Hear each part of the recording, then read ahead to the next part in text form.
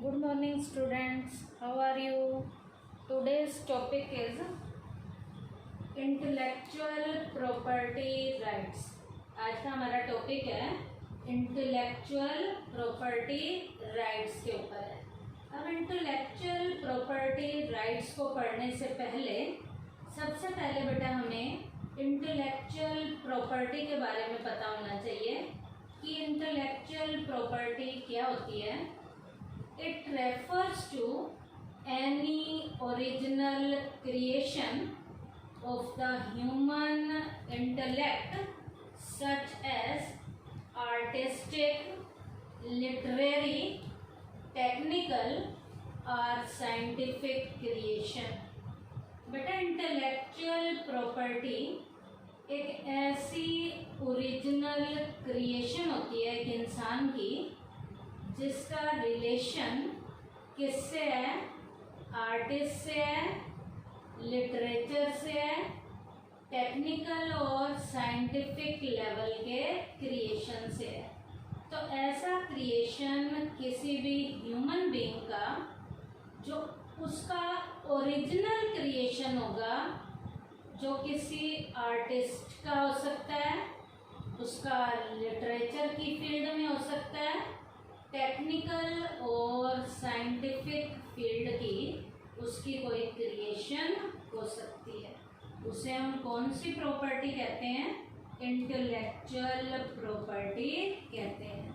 इसका मतलब क्या है, it refers to any original creation of the human intellect. Its main example are artistic, literary, technical and scientific creation.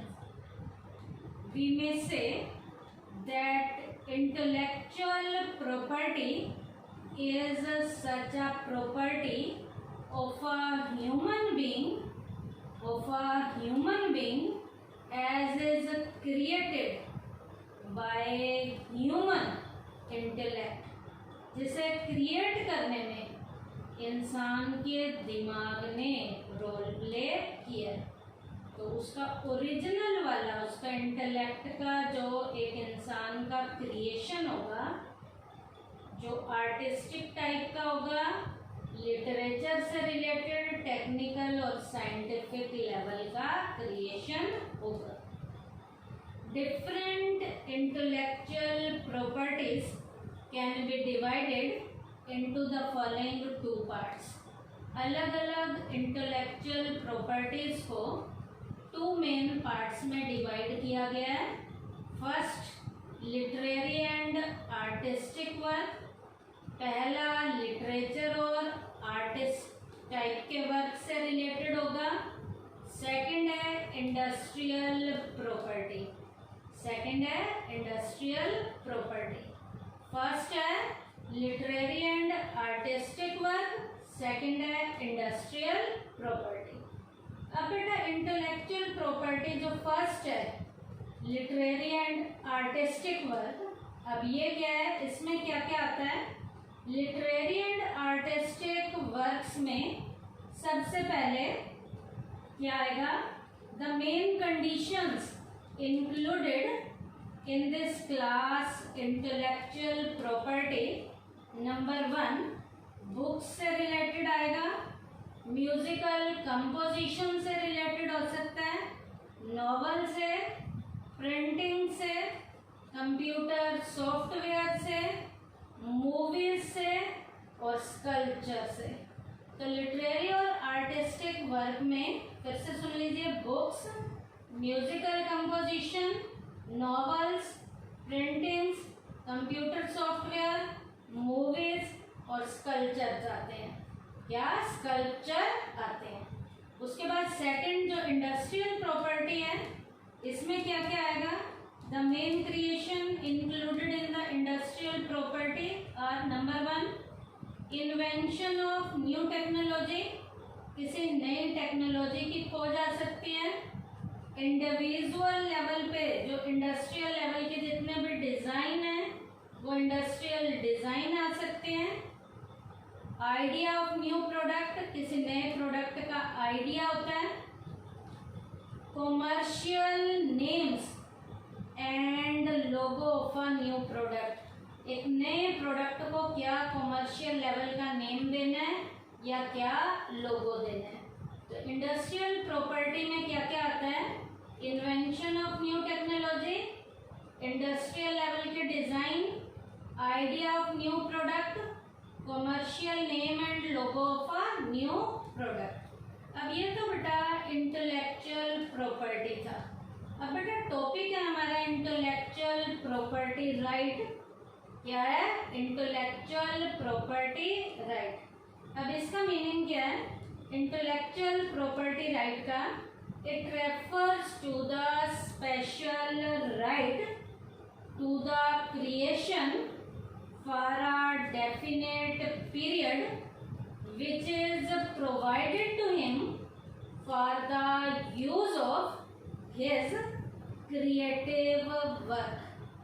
अब बेटा intellectual property right एक ऐसा राइट होता है, एक ऐसा स्पेशल वाला राइट है जिसमें उस प्रॉपर्टी का ओरिजिनल लेवल का क्रिएटर एक डेफिनेट पीरियड के लिए अपनी उस क्रिएटिव वर्क को यूज करने के लिए, अपने उस ओरिजिनल क्रिएटिव वाला जो राइट है उसका, वो किसी को डेफिनेट टाइम पीरियड के लिए यूज करने के लिए उसे देता है.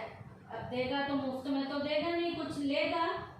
तो जो अपनी ओरिजिनल क्रिएशन को जब उसका ओरिजिनल मालिक किसी दूसरे को यूज करने के लिए देता है, किसी दूसरे को यूज करने के लिए देता है ताकि वो उससे कुछ काम कर सके, उस राइट को कौन से राइट का नाम दिया जाता है? Intellectual property right. अब ये है क्या? फिर से सुन लीजिए इसका meaning. It refers to the special right to the creator for a definite period which is provided to him for the use of his creative work. अब बेटा इंटेलेक्चुअल प्रॉपर्टी राइट के मीनिंग के बाद अब आपको इसके बारे में और इन्फॉर्मेशन भी पता होनी चाहिए कि इंटेलेक्चुअल प्रॉपर्टी राइट है क्या. Intellectual property is not a thing which may be created suddenly. ये एक ऐसा राइट नहीं है जिसकी क्रिएशन अचानक ही हो जाती है. A person after untiring efforts and several research activities is able to do something innovative and creative. एक इंसान बहुत ज़्यादा मेहनत और मशक्क़त के बाद और बहुत सी रिसर्च की एक्टिविटीज़ को करने के बाद इस तरीके से योग्य हो जाता है कि जिसके कारण कुछ वो नया और सृजनात्मक काम करता है. A creator would like to have the advantage of his creation only to him. अब बेटा अपनी उस क्रिएशन से जिसके लिए उसने इतनी मेहनत मशक्क़त की है, इनोवेटिव वाला क्रिएटिव वाला कुछ नया काम किया है, उससे वो कुछ एडवांटेज जब लेना चाहता है, अपनी उस क्रिएशन का फ़ायदा लेना चाहता है, तो every creator wants that his creation should be safe from theft and forgery. वो चाहता है कि उसकी क्रिएशन जो है चोरी वगैरह से सेफ रहे और उसे कोई चुरा कर ना ले जाए, उसे कोई यूज़ ना करे, उसका कोई गलत डायरेक्शन में यूज़ ना करे. इसके लिए वो चाहता है कि उसकी क्रिएशन की चोरी ना हो या किसी दूसरे तरीके का उसे अपनी क्रिएशन से रिलेटेड कोई डर ना हो. If theft and forgery of the creation continues to be there, people would feel discouraged of creating new things. अब बेटा किसी की क्रिएशन की चोरी होती रहे और उसका गलत तरीके से यूज़ होता रहे तो कोई भी क्रिएटर अपनी नई खोज नहीं करेगा इस डर के मारे, वो कुछ भी नया करने की सोचेगा ही नहीं। Since in the modern economy the intellectual property plays an important role. अब यहाँ पर मॉडर्न इकोनॉमी में इंटेलेक्चुअल प्रॉपर्टी यहाँ पर बहुत प्रॉपर तरीके से रोल प्ले कर रही है। It is very necessary to provide it with security. यहाँ पर इसे प्रॉपर तरीके से जरूरी सिक्योरिटी प्रोवाइड की गई है। This is the very reason that with the objective of providing safety to the creator of intellectual property from theft and forgery, the intellectual property rights have been formulated. अब उसकी original creation की creator को चोरी का डर ना हो या किसी भी गलत तरीके से उसकी उस प्रॉपर्टी को कोई यूज़ ना करे, इसके लिए एक स्पेशल लेवल की सिक्योरिटी के तहत एक इंटेलेक्चुअल प्रॉपर्टी यहाँ पर राइट फॉर्मुलेट किया गया है, ताकि क्रिएटर को ऐसा किसी भी तरीके का कोई भी डर ना हो। इसके लिए इंटेलेक्चुअल प्रॉपर्टी राइट जो है यहाँ पर क्रिएट किया गया है। अब यहाँ पर ये इंटेलेक्चुअल प्रॉपर्टी राइट है क्या? Intellectual property right refers to the special right given to the creator for a definite period for the use of his creative work.